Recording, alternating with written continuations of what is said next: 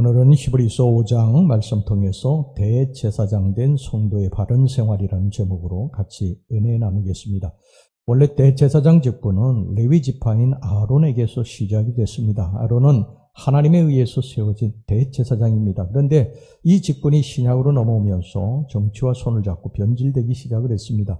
히브리서 기자는 본문에서 대제사장 대신 예수 그리스도를 통해서 바람직한 대제사장의 자격을 말하고 있습니다. 그러나 이 대제사장의 자격은 궁극적으로 우리 성도에게 초점이 맞춰져 있습니다. 왜냐하면 우리 성도들 역시 예수 그리스도의 대속 사역으로 말미암아 누구나 예수 그리스도의 이름으로 직접 하나님께 간구하고 기도하는 제사장의 자격을 부여받았기 때문입니다. 그래서 히브리서 기자는 히브리서 10장 19절에서 그러므로 형제들아 우리가 예수의 피를 힘입어 성소에 들어갈 담력을 얻었나니 이렇게 말하고 있지 않습니까? 성소에 들어갈 담력을 얻은 성도, 이는 그 모든 성도는 하나님으로부터 거룩하게 세움받은 제사장이라고 하는 의미인 것입니다. 그렇기 때문에 오늘 본문의 말씀은 곧 제사장 된 우리 성도의 올바른 삶의 자세를 교훈한다고 할 수 있습니다. 그러면 대제사장 된 우리 성도는 큰 대제사장이신 예수 그리스도를 통해서 어떤 삶의 모본을 배울 수 있을까요? 첫째, 무식하고 미혹한 자를 능히 용납할 수 있어야 됩니다. 오늘 본문의 1절, 2절 말씀 보겠습니다. 대제사장마다 사람 가운데서 택한 자이므로 하나님께 속한 일에 사람을 위하여 예물과 속죄하는 제사를 드리게 하나니 그가 무식하고 미혹된 자를 능히 용납할 수 있는 것은 자기도 연약에 휩싸여 있음이라.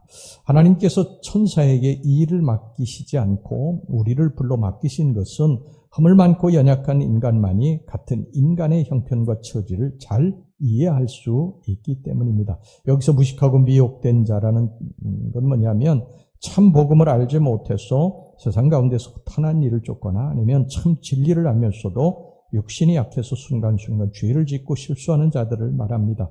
구약 당시에도 이런 자들은 제사장의 중보 사역을 통해서 하나님께 속죄할 기회가 주어졌습니다. 이는 죄 가운데서 잉태되어 본질상 죄의 종노릇할 수밖에 없는 연약한 인간을 위한 하나님의 자비로운 배려였습니다. 이들을 용납하라는 것입니다.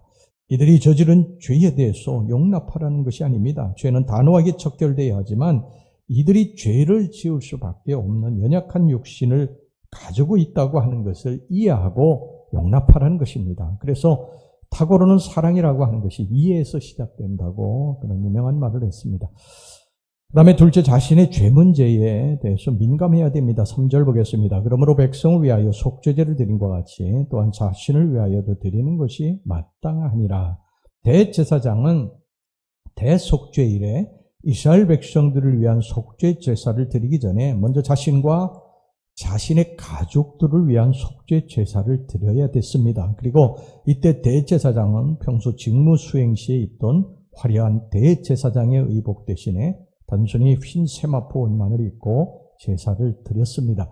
이런 사실은 두 가지 사실을 교훈하는데, 첫째는 대제사장은 백성들의 속죄를 위한 중보 사역을 수행하기 전에 먼저 자신과 자신에게 속한 가족들의 죄를 하나님 앞에서 사함받아야 한다는 것입니다. 둘째, 하나님께 회개할 때에는 대제사장이라는 모든 존귀한 직분을 벗어버리고 그저 하나님 앞에서 죄 많고 허물 많은 연약한 한 인간 본연의 모습으로 돌아가 겸허한 자세로 해야 한다는 것입니다.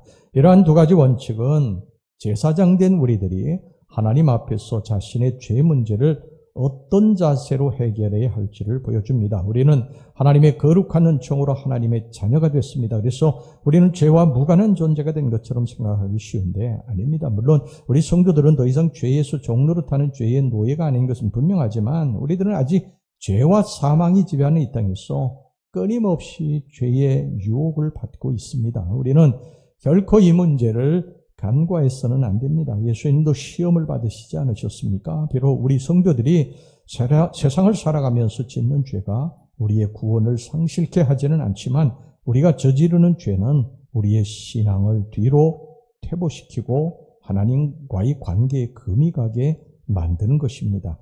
자, 그러면 우리가 구원받았으면서도 죄를 지었을 때 어떻게 해야겠습니까?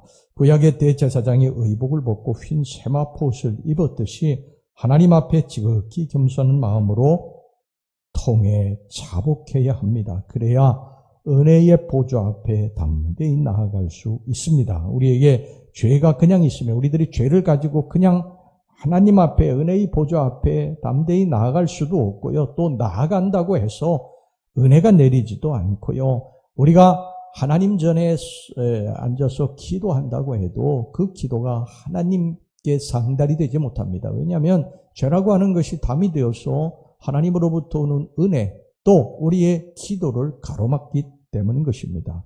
우리는 다 연약한 인간들입니다. 하나님이 그걸 다 아세요. 그러므로 바리새인처럼 신앙이 좋은 척 가면을 쓸 필요 없어요. 죄를 지었으면 하나님께 찾아가 진심으로 용서를 빌고 우리가 회개하고 돌이키고 하나님의 자녀로 회복되면 우리 주님이 다 용서해 주시고 우리를 온전케 만들어 주실 줄로 믿습니다. 기도하겠습니다. 하나님 아버지, 우리가 하나님의 거룩한 제사장이 됐습니다. 주님, 제사장이 됐지만 여전히 죄에 대해서 우리가 자유롭지 못합니다. 죄를 지었을 때 우리 주님 앞에 나아가 회개하고 주님의 은혜의 보좌 앞에 담대히 나가게 하셔서 기도하게 하시고 응답받고 축복받는 인생이 되게 주시옵소서. 예수님의 이름으로 기도하옵나이다. 아멘.